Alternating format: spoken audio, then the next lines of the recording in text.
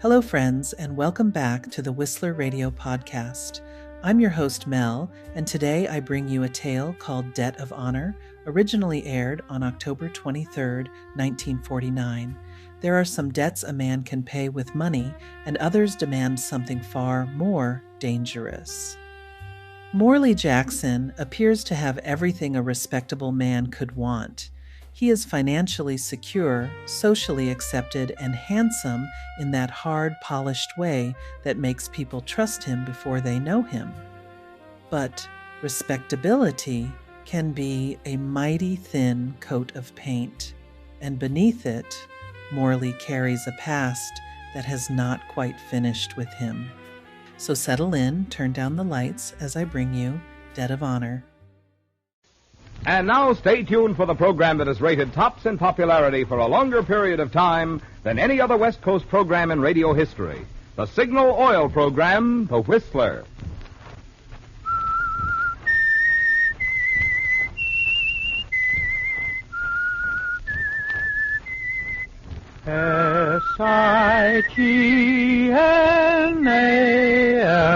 Signal. Signal gasoline. Signal, the famous Go Farther gasoline, invites you to sit back and enjoy another strange story by The Whistler. For extra driving pleasure, the signal to look for is the yellow and black circle sign that identifies Signal service stations from Canada to Mexico. And for Sunday evening listening pleasure, the signal to listen for is this whistle that identifies the Signal Oil program, The Whistler.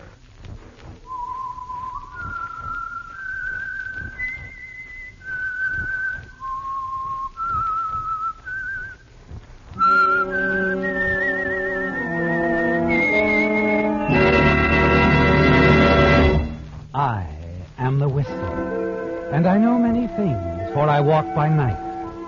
I know many strange tales hidden in the hearts of men and women who have stepped into the shadows. Yes, I know the nameless terrors of which they dare not speak. And now the Whistler's strange story, Debt of Honor.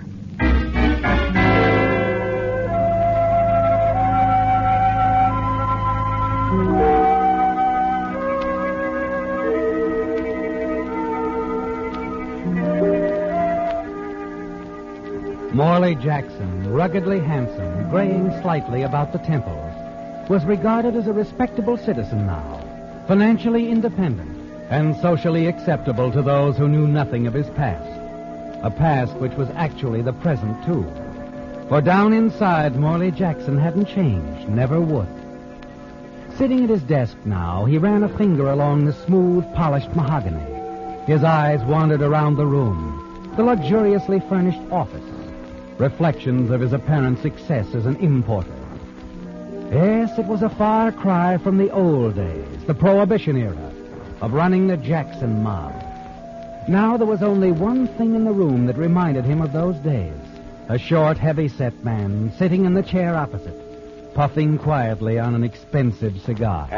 Just like old times, talking like this, huh, boss? It's been nice talking to you, Waxy. Glad you dropped in to see me. But right now, the boys all miss you, Morley. Been a long time since you left. Yes, it has. You got a nice setup here. All legit, too. Strictly. Got Merida here. Society down. Mrs. Jackson's in South America right now, visiting friends. I'm going to join her in a week. Sailing tomorrow night, as a matter of fact. You see, that's why I can't spend more time. South America. You know, I've been thinking maybe me and the boys could do some business down there. Maybe you could introduce us. No, thanks, Waxy. I found being respectable pays. Mm-hmm. Now, if you'll excuse me, I've got a lot of things to do. Oh, sure, I know how it is. But if you ever change your mind, or if anybody ever gives you any trouble, They won't. Excuse me, Waxy. Yes, Miss Peck? Mrs. Cole is here again, Mr. Jackson. Who? Mrs. Cole. Oh. Just a minute, Miss Peck. Waxy, if you don't mind. Oh, sure, boss. I got to get rolling anyway. This way, Waxy, the side door. Gotcha. Well, have a nice trip, boss. Thanks, I will. All right, Miss Peck. Send Mrs. Cole in.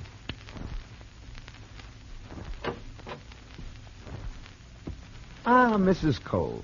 Come in, come in. Good afternoon, Mr. Jackson. Nice to see you again. This is Mr. Black, Larry Black, a friend of Fred's. I hope you don't mind. Of course not. Mr. Black? Oh, I am, Mr. Jackson. Sit down, won't you? Thank you. You, got my note, Mrs. Cole? Oh, yes. I was very grateful for your expression of sympathy. It was a great shock to all his friends. Your husband was a fine man. Perhaps greater than any of us realized. Yes, my husband was a fine man. He trusted everyone implicitly. If there's anything I can do... Well, there is, Mr. Jackson. As you know, Fred died unexpectedly, and he left Mrs. Cole in rather straitened circumstances. Oh? I'm very sorry. All the insurance will go for debts, and even the house must go. I had no idea it was that bad. Fortunately, there is one thing that will enable Mrs. Cole to salvage something, and that's the money you owed to Fred. The money I owed to Fred? Oh, the money he let you have years ago, Mr. Jackson. It came to $30,000. You must be mistaken. I didn't owe your husband a cent. But Fred spoke about it to me several times. He called it a debt of honor. He told me you would surely repay it. Oh, there must be some mistake. 4 days before he died, he mentioned it to me. And to me, Mr. Jackson. Oh, I must have that money. Why, surely you realize my position. I know there's no legal way Mrs. Cole can make you pay, but out of decency, out of common decency... Why, it's a debt of honor. Mrs. Cole, we're wasting time. Yeah, I told you, Florence, I warned you. It takes gentlemen to recognize a debt of honor. That's enough, Black. Better think it over, Mr. Jackson. I don't intend to. As far as I'm concerned, the matter's closed. Now, if you don't mind, I'm terribly You'll busy. pay or else. I don't like threats, Mr. Black. Oh, please, Harry, take me home. All right, Florence, come along. I'll be back, Mr. Jackson. Don't waste your time. Good afternoon, Mrs. Cole.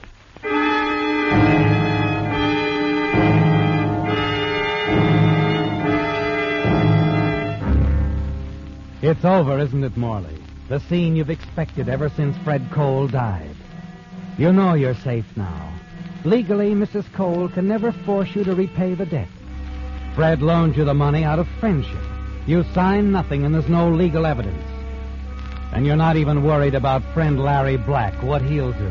No. Minutes after they've gone, you erase the scene from your mind. Your thoughts are of your wife, Constance, your trip to South America. Miss Peck, Yes, sir? has my steamship ticket arrived? Yes, sir, an hour ago. I have it here. Good.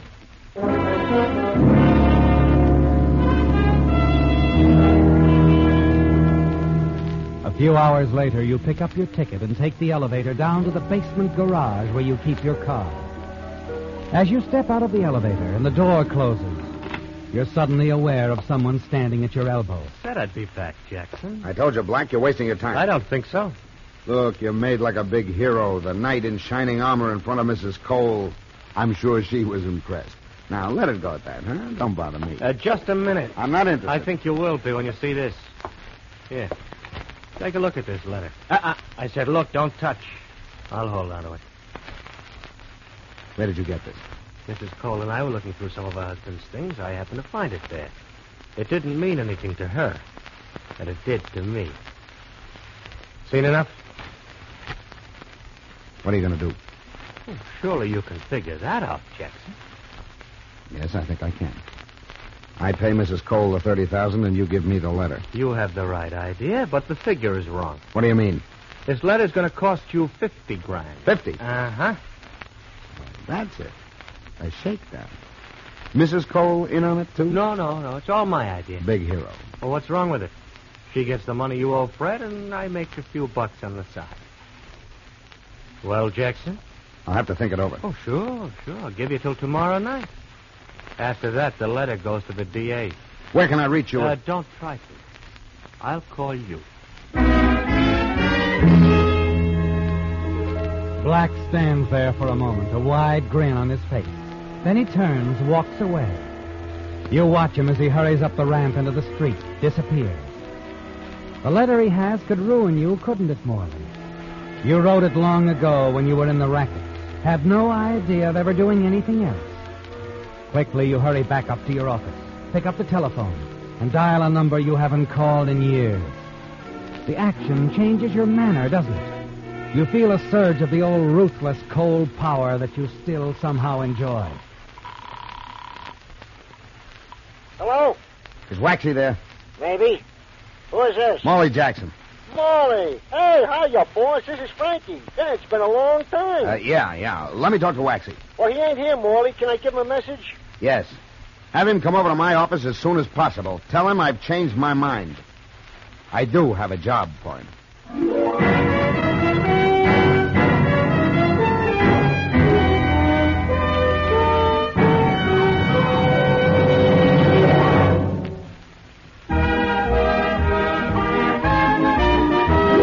A $20 Signal gasoline book is being sent to Alma H. Dickey of Los Angeles, California, as a token of our appreciation for this limerick. A girl in a new car from Lancaster was chagrined when an old flivver passed her.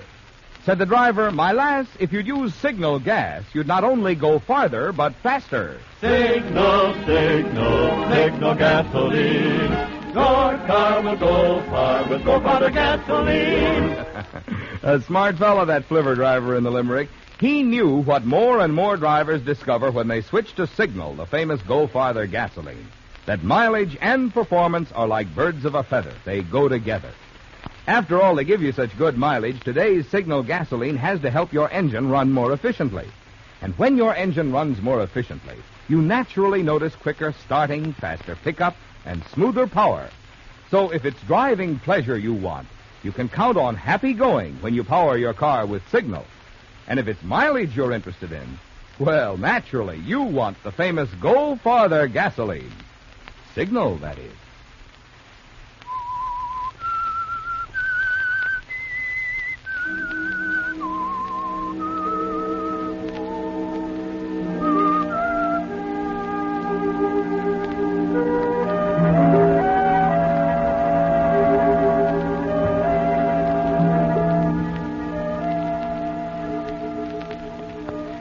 You've made up your mind, haven't you, Morley?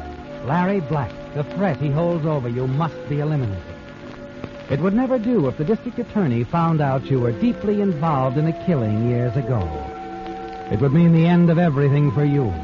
This fine office, a prosperous business, your social position, everything would be wiped out. And your wife, Constance, waiting for you in South America. You wonder how she would feel. Paying Black the $50,000 is not the way you've been trained in paying debts, not even a debt of honor. There's only one thing to do, and for that little job you've called in one of the old gang, Waxy Roman, who now stands before your desk in the same respectful pose that he assumed years ago when he was taking orders from you. What's this letter you're talking about, boss? You remember the Sheridan job? Oh, yeah. Fred Cole knew all about it. I told him I was on the spot. He'd been a good friend. Also, I wrote him a letter. Well, that wasn't very smart. No, it wasn't, but I did it anyway. All right. Now this guy Black has it. If he turns it over to the DA, well, they could wreck me. Maybe send me up for good. So you want I should do you a little favor. You want me to get the letter back, huh? Yes, and I want you to get rid of Black. Okay. It'll cost you real dough. I got a new man now, and his price is high. $5,000. All right, but no slips, remember. You can depend on us, boss. Just tell me who, where, and when. His name's Lawrence Black. Lawrence Black. He's probably going to be laying low for the next 24 hours. Your man might have a little trouble finding him. Don't worry. Have him keep an eye on Mrs. Cole's house. She lives at 127 Sutton Place. He's been playing big hero to her. 127 Sutton Place. Okay. You think you'll have the letter on him? Probably. And I want your man to get that letter before he does whatever he wants to with Black. Okay, you'll do a good job, boss. Of course, you'll leave my name out of this. Oh, sure. Okay. And remember, I sail tomorrow night. Don't worry, boss. It's in the bag.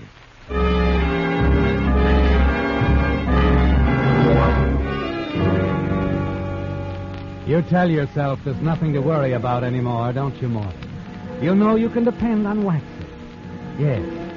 Yet somehow you don't get much sleep that night, thinking about Black, the letter, and what it will mean if the district attorney gets his hands on it. You're tired when you wake up and the morning drags on slowly. Finally, you put in a phone call. Hello. Waxy, this is Morley. How's it going? Oh, don't get impatient, boss. I'm going through Black's apartment. He's not there and the letter's not there. But my boy is keeping an eye on Mrs. Cole. Waxy, I gotta have action. This has got to be taken care of by tonight. And I told you it would be taken care of. You can trust me. All right, it's up to you, Waxy. Have you given careful instructions to your man? Sure I have. Told him just what you told me. Find the letter, then take care of Black. Okay? Yes. Listen, I'm on my way to the office now. Call me there if anything comes up. Right.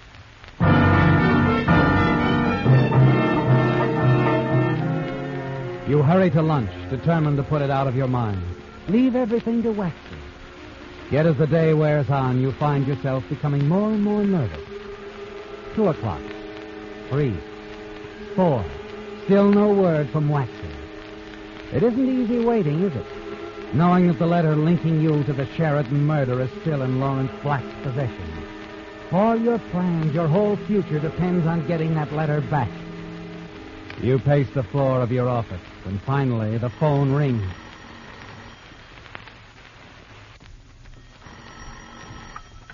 Hello? Hello, Jackson. This is Black. Oh. Yeah. Made up your mind yet? What? I said, have you made up your mind yet? Yes, I have. Where are you? Never mind where I am. Where's the money? How am I going to get it to you if you won't tell me where you are? I'll call you back later. We'll arrange to meet in a nice, safe place. So long. Wait a minute, You replace the receiver. Continue to pace the floor of your office, wondering what to do. And then you pause before the open window. Stare out over the city. Presently, you become conscious of the sound coming up from the street 5 floors below. You hear it faintly in the distance. You look down on the street. There at the intersection, you see a night crew, the red lanterns, the workmen with the air hammers. Suddenly, the realization sweeps over you. The sound is the same you heard over the phone only a few minutes ago while you were talking with Larry Black. It's possible he called you from somewhere in the neighborhood, isn't it, Morley? Yes. Quickly, you step to your desk, take the gun from the drawer, pocket it, and then go downstairs.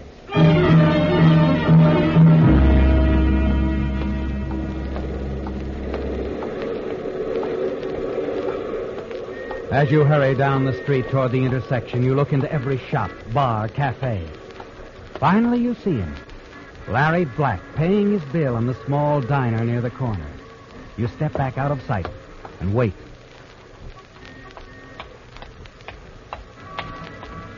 You follow him as he turns the corner, walks down the almost deserted side street.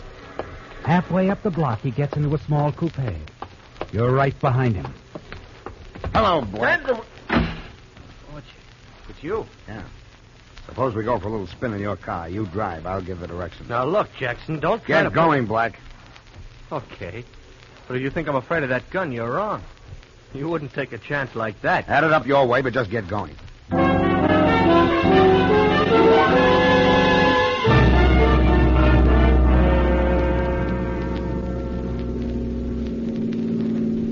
Nothing like a nice ride out in the country, huh, Black? Look, Jackson, I don't know what you're up to, but whatever it is, it won't work. Okay, this is far enough. Stop the car.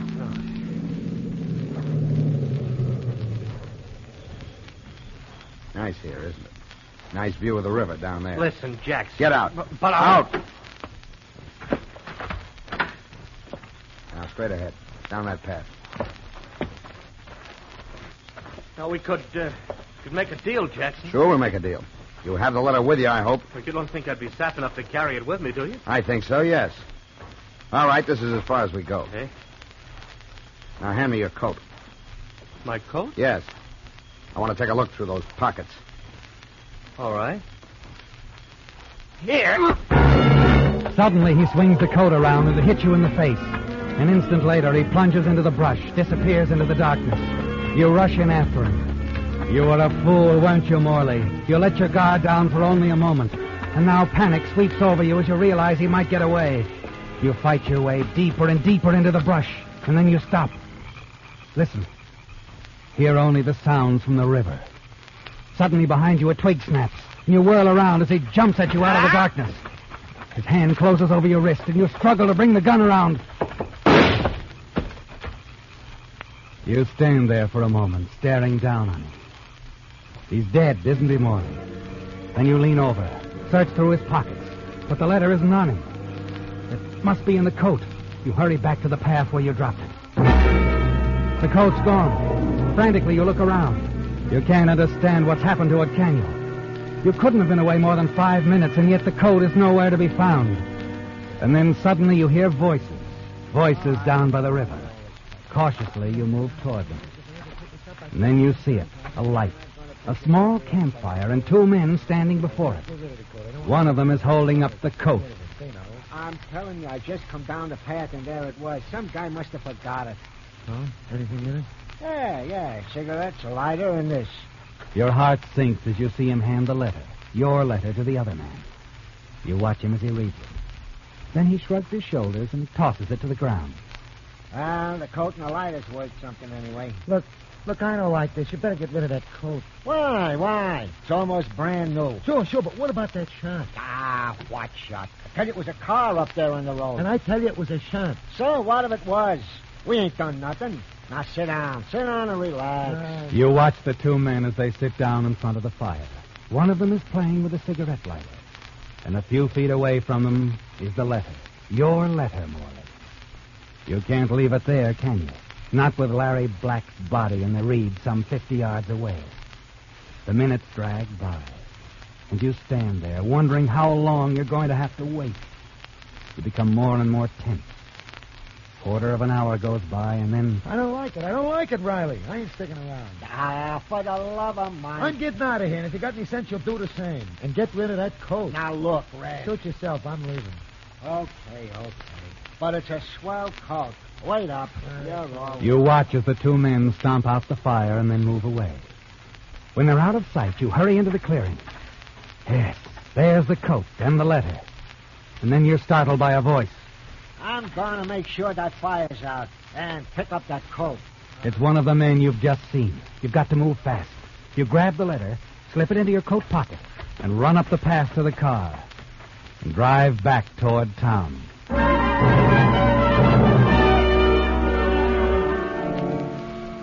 It's almost 9 o'clock when you reach the outskirts of town. You leave Black's car in a side street, take a taxi downtown, and make a phone call. Hello. Hello, Waxy. Oh, hello, Morley. Been trying to reach you. Look, we ain't doing so good with Blank. He must have left town. My man's been keeping an eye on Mrs. Cole, and I didn't... What's funny? He left town, all right. He's taking a long trip. What do you mean? Forget it, Waxy. He's, it's all over. Yeah? What, after all the trouble we went to... Don't worry, your boy will get his money just the same. Fine, boss. I'll tell him to stop tailing Mrs. Cole right away. That's right. Boss. Hey, we're gonna get together for a drink before you leave? I can't, Waxy. Don't even have time to go back to my apartment. I'm having my things sent down to the boat. Oh. We'll have that drink when I get back. Okay? Okay. Well, bon voyage, Morley. Bon voyage.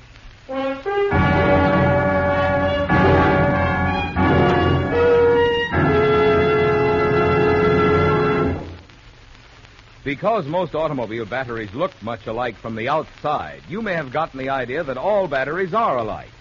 But if you could look inside a new Signal Deluxe battery, you'd see an amazing difference. A difference that engineers have called the greatest improvement in battery construction in 20 years. I'm talking about the microporous all-rubber separators, which hold twice as much acid solution between the plates. Because these improved separators help new Signal Deluxe batteries deliver up to 35% more power, you enjoy 3 important benefits. You're assured quicker cold weather starting. You have plenty of reserve power for the many electrical gadgets on today's cars. And the extra long life of new Signal Deluxe batteries makes it possible for Signal dealers to guarantee them for a full 30 months on a service basis. That means it actually costs you less per month to enjoy the dependable, trouble-free performance of a Signal Deluxe battery. What's more, Signal dealers are now giving generous trade-in allowance for old batteries, plus liberal credit terms. So if you need a new battery, remember the name of today's best battery buy, a Signal Deluxe battery. Remember where to get it, at Signal service stations.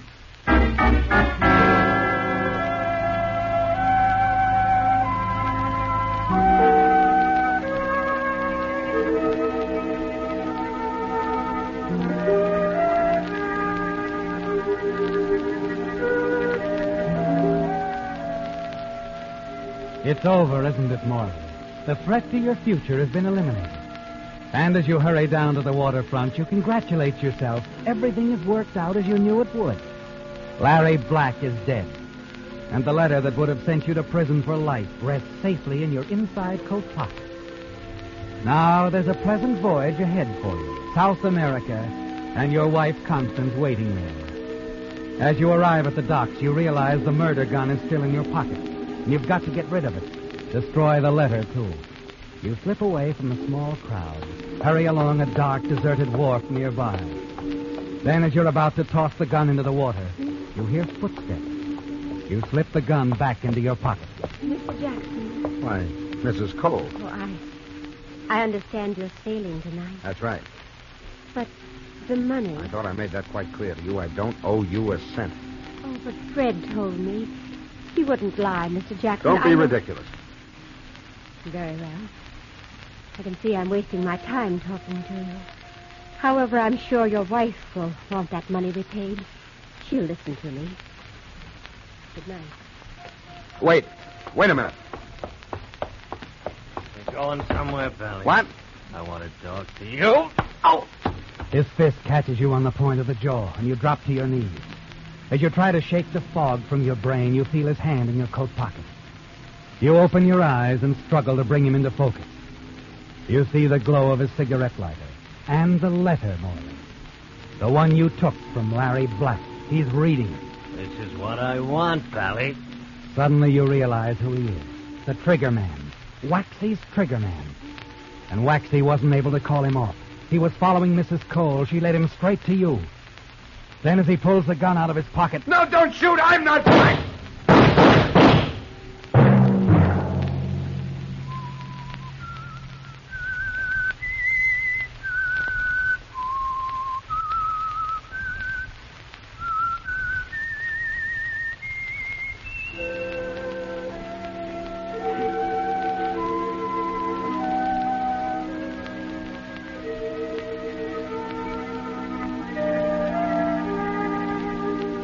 Let that whistle be your signal for the Signal Oil program, The Whistler, each Sunday night at the same time. Brought to you by the Signal Oil Company, marketers of Signal gasoline and motor oil, and fine quality automotive accessories. Remember, if you would like the fun of having your friends hear a limerick of yours on The Whistler, the address to which to send it is the Signal Oil Company, Los Angeles 55, California. All limericks become the property of the Signal Oil Company. Those selected for use on The Whistler will be chosen by our advertising representatives on the basis of humor, suitability, and originality. So, of course, they must be your own composition.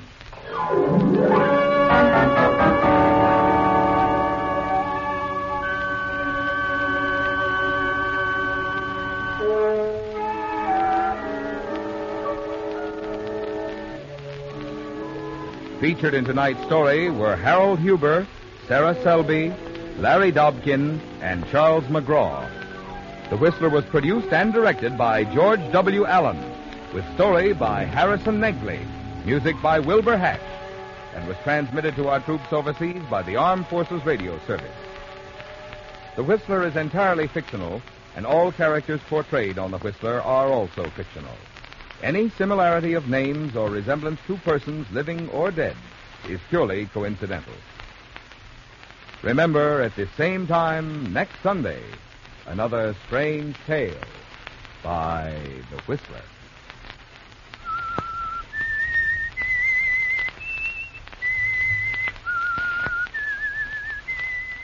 S-I-G-N-A-L Signal, Signal gasoline. Don't forget, when you give to the community chest, you are helping not just one organization, but many worthwhile causes that directly benefit 4 out of every 10 families. Just stop and think of that when you're deciding how much to give to the community chest. Marvin Miller speaking. This is CBS, the Columbia Broadcasting System.